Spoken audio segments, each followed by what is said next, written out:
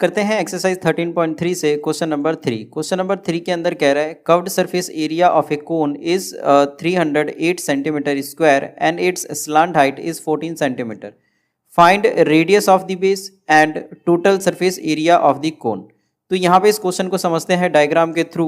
तो यहाँ पे डायग्राम के अंदर एक कोन दिया हुआ है जिसका जो स्लांट हाइट है ये 14 सेंटीमीटर गिवन है। तो स्लांट हाइट 14 सेंटीमीटर है और जो कर्व्ड सरफेस एरिया ऑफ कोन है वो भी दिया हुआ है 308 सेंटीमीटर स्क्वायर।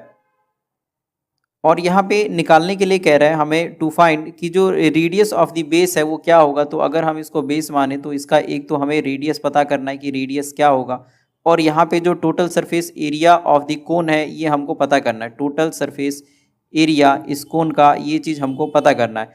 तो यहाँ पे सॉल्यूशन के अंदर जो सबसे पहला पार्ट है तो ये हमको दिया ही हुआ है कि जो कर्व्ड सरफेस एरिया ऑफ कोन है ये 308 है। तो वही बात हम यहाँ पर लिख लेते हैं कि इट इज़ गिवन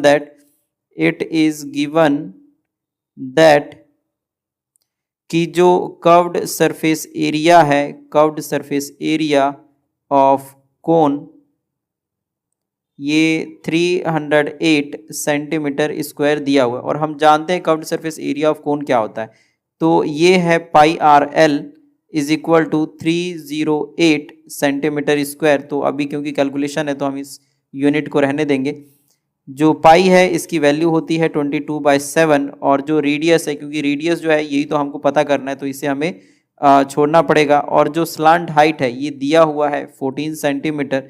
तो 14 इज इक्वल टू 308। अब यहाँ पे 7 1 ज़ा 7, 7 2 ज़ा 14, ये कट गया 2 पे, और जो r है अब इसको हम यहीं पे रहने देंगे और 22 × 2 है तो ये आ जाएगा, क्योंकि इधर मल्टीप्लाई हो रहा है r से तो इधर आ जाएगा डिवाइड में, मतलब 308 के डिवाइड में 22 × 2। तो अब यहाँ पर 308 को अगर हम 2 से डिवाइड करें तो ये आ जाएगा 154, और 22 और 154 को अगर हम इस 22 से डिवाइड दें तो ये आ जाएगा 7। तो r जो है ये हमारा निकल गया है 7 सेंटीमीटर। तो therefore r is equal to 7 centimetre, जो कि हमारा रेडियस होगा इस कोन के लिए। अब जो इसका सेकंड पार्ट है वो कह रहा है कि टोटल सरफेस एरिया ऑफ कोन ये क्या होता है।